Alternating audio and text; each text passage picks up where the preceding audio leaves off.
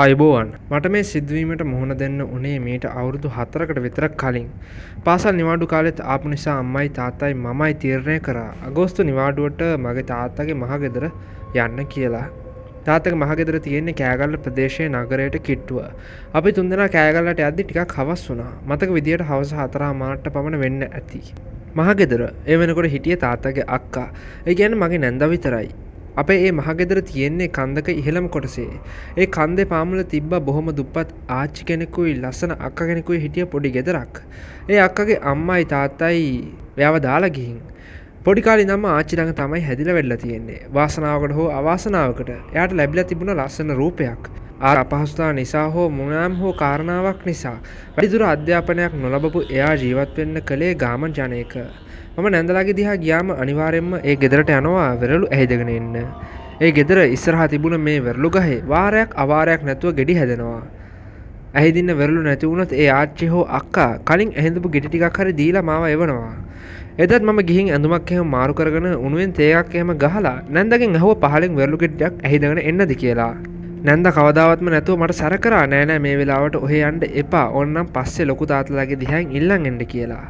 මම ඒ වෙලේ ඒ කියපු දේ අහුවා වගේ ඉඳලා චුට්ටක් එහා මෙහා වෙනකම් ඉඳලා සටපට ගාලා shopping bag එකකුත් අරගෙන කන්ද පහලට දුවගෙන ගියා. වෙනදනම් අර ගේ වටේට හරි ලස්සනට පිරිසිදු කරලා පිළිවෙලට පොඩි වතු කෑල්ලක් තිබුණා. ඒත් එදා නම් ටිකක් වල් වෙදලා වගේ තිබ්බේ. ඒ වෙරළු ගහ තියෙන්නේ ගේ ඉස්සරහම වගේ මීටර් 10ක් 15ක් ඉස්සරහින්. ඔය ගහට මීටර් 110ක් විතර එහයින් තියෙනවා ටිකක් ලොකු අඹ ගහක්. ඒ ගහයට තියෙනවා පොඩි ගලක්.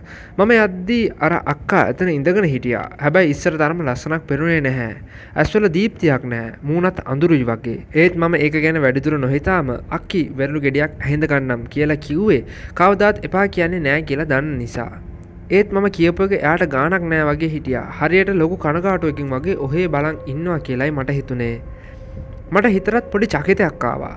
වත්තත් වල් වැදිලා මිනිස්සු ඉන්න තැනක් නෙවෙයි වගේ. අනික ඒ අක්කත් මාරම අමුතුයි. ඒ නිසා මම පටගාලා ගෙඩි දෙක තුනක් අරගෙන ගෙදරට දිව්වා. එදා කාලා බීලා නිදාගත්තට පස්සේ උදේම මාව ගැස්සිලා ඇහැරුනේ නැන්දට. මගෙන් ඇහුවා මේ වෙරළු කොහෙන්ද කියලා. මටත් නිදිමර ගාතම කියවුණා පහලින් කියලා. විනාඩි 5ක් විතර දොස් මුරයකට පස්සේ වෙරළු ටිකත් වත්ත පල්ලයට විසික් කළා දැම්මා.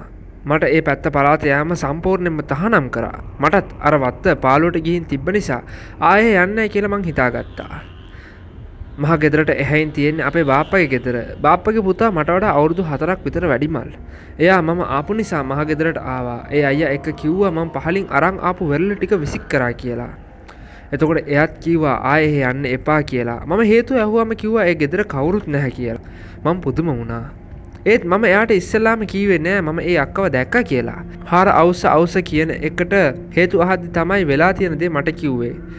ඒ ගෙදර හිටිය ආච්චි ඒ සිදුවීම වෙන්න අවුරුද්දකට විතර කලින් මැරිලා. අර අක්කා නියම ගෙදර ඉඳලා තියෙන්නේ. ඊට පස්සේ අර අක්කා එක්ක කොල්ලෙක් යාළු වෙලා ඒ අක්කගෙන් ගන්න ඕන හැම දෙයක්ම අරගෙන අතෑරලා දාලා.